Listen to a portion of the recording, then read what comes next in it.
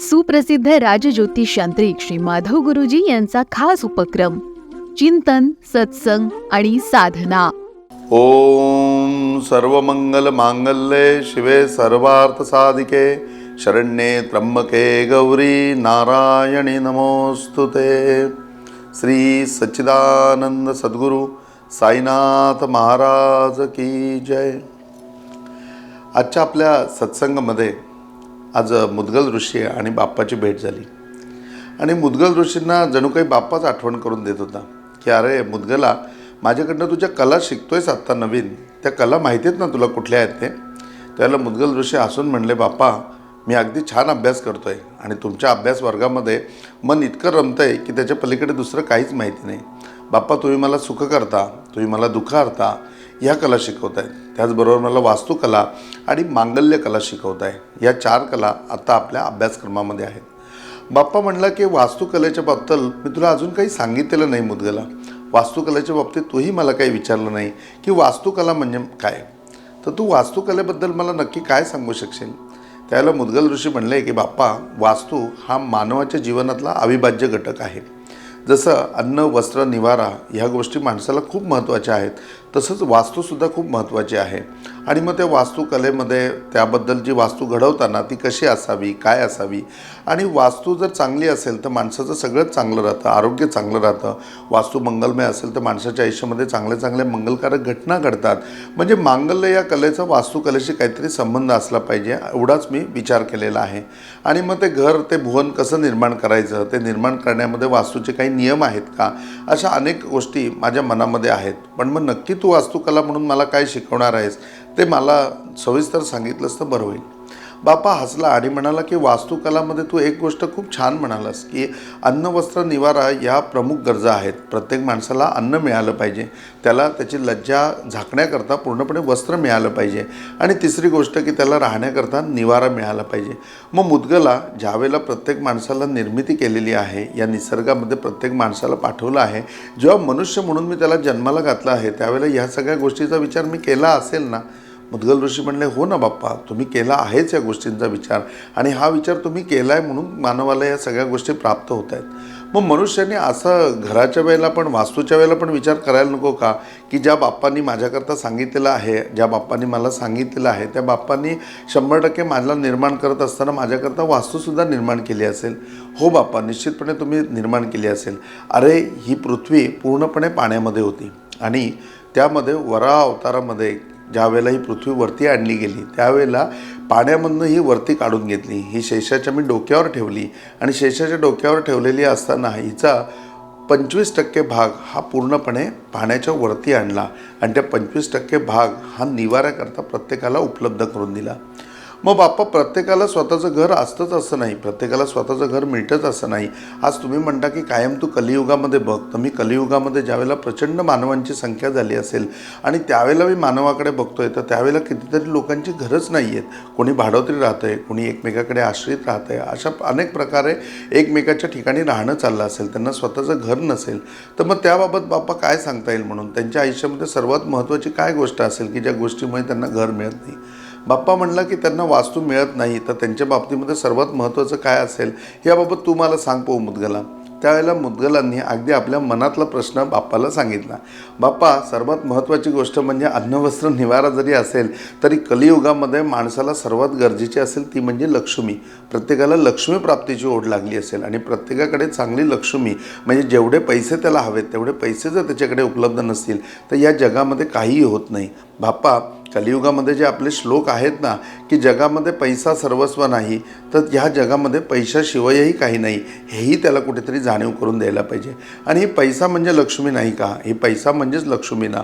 मग ती लक्ष्मी त्याच्या आयुष्यामध्ये असली आणि मुबलक असली तर तो घर, भुवन निर्माण करू शकतो. एक काय, तो अनेक वास्तू निर्माण करू शकतो. त्या वास्तूमध्ये विविधता आणू शकतो, त्या वास्तू छान सौंदर्य आणू शकतो, ती वास्तू छान नटवू शकतो आणि त्याच्यामध्ये राहू शकतो.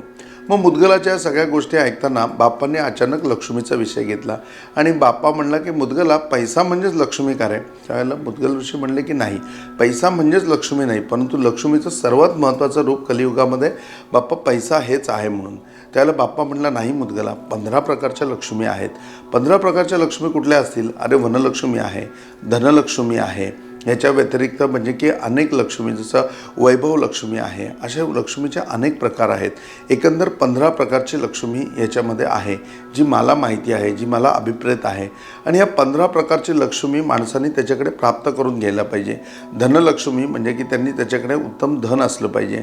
याचबरोबर वनलक्ष्मी म्हणजे की त्यांनी पूर्णपणे वनस्पतीकडे, निसर्गाकडे सुद्धा लक्ष दिलं पाहिजे. त्याच्यानंतर शरीर लक्ष्मी, की शरीराच्या याच्यामध्ये सुद्धा आपलं शरीर सुदृढ असलं पाहिजे. आपण म्हणतो ना की आरोग्यम धनसंपदा, मग आरोग्य ही सुद्धा एक लक्ष्मी नाही का? आपलं आरोग्यसुद्धा व्यवस्थित पाहिजे.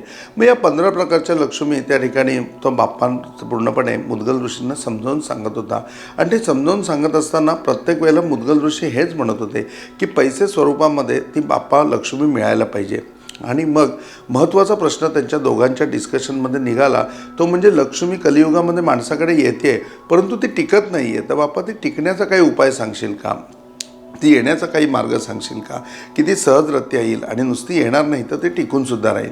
मग बाप्पा आणि त्या ठिकाणी त्यांची चर्चा चालू झाली. आणि ती चर्चा चालू असताना बाप्पा आज ती किल्ली देणार आहे, की ज्या किल्लीमुळे तुमच्याकडे लक्ष्मीची प्राप्ती होईलच, पण त्याचबरोबर लक्ष्मी तुमच्याकडे टिकून पण राहील. आपल्याकडे पैसा भरपूर येतो परंतु टिकतो का? अजिबात टिकत नाही. आलेला पैसा खर्च होऊन जातो.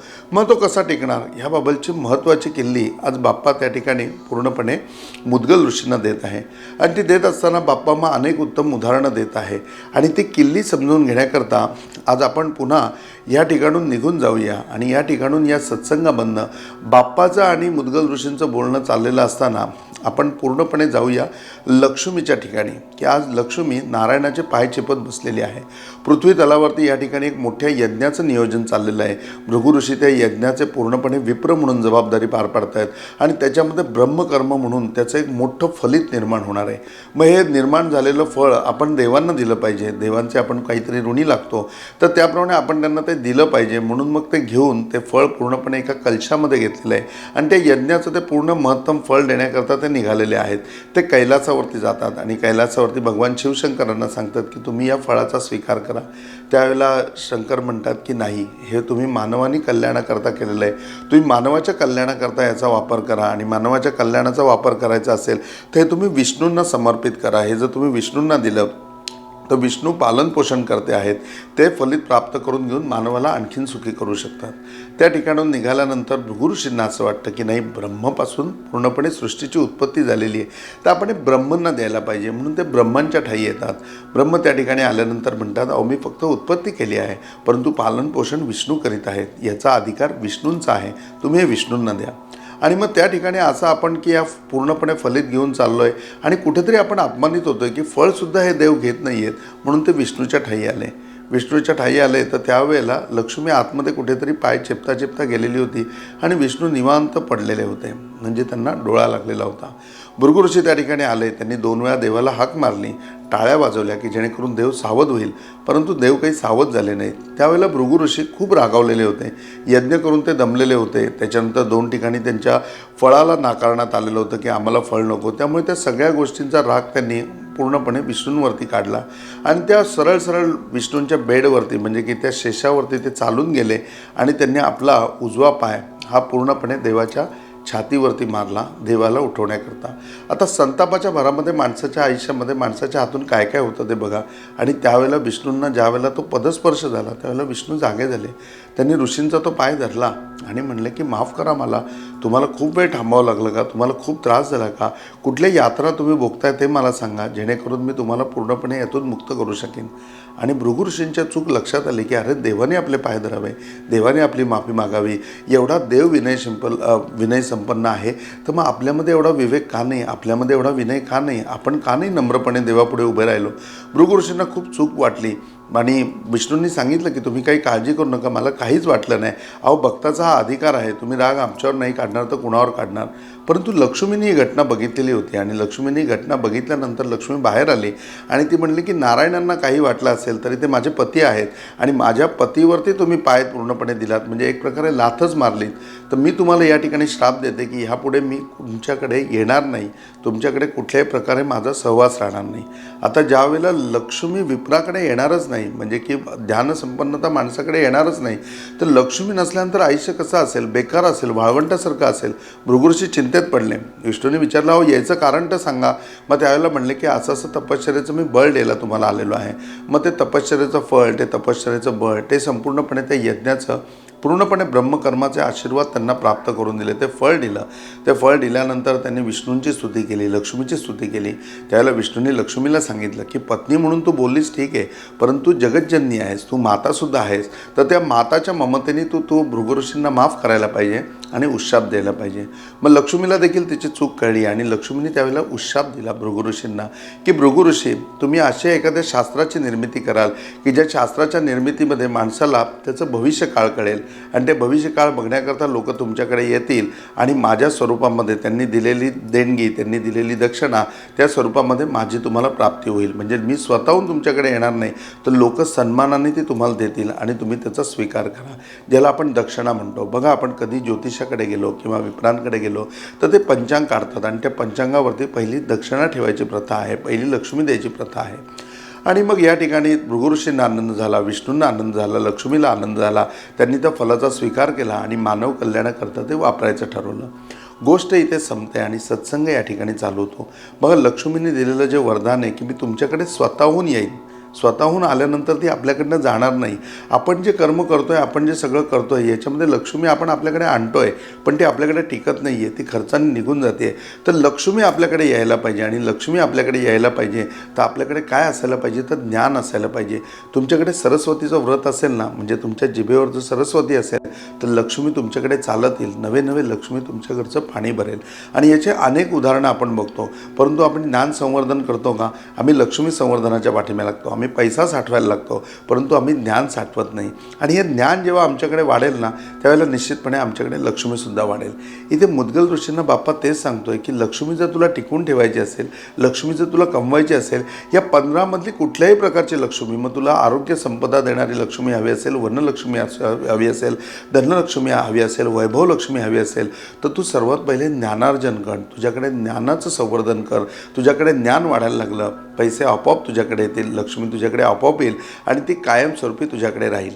याचा मी अनुभव घेतला आहे आणि त्या अनुभवाच्या बोलावरती तुम्हाला सगळ्यांना या सत्संगामध्ये सांगतोय की लक्ष्मी टिकवण्याचा सर्वात सोपा उपाय काय असेल तर ज्ञान संवर्धन करा. तुमच्याकडे ज्ञान वाढलं, 100% लक्ष्मी तुमच्या घरचं पाणी भरेल. आणि एकदा लक्ष्मी आपल्याकडे आली की एक काय, आपण अनेक भुवन निर्माण करू शकतो, एक वास्तू काय, आपण अनेक वास्तू निर्माण करू शकतो. तर मी या विषयावर चिंतन करूया आणि ज्ञान संवर्धन करूया, जेणेकरून आपण सगळेजण लक्ष्मीपुत्र होऊ, आपण सगळे लक्ष्मीपती होऊ आणि आपल्या सगळ्यांकडे चिरकाल लक्ष्मीचा वास असेल. आज इथेच थांबूया. ओम साईराम.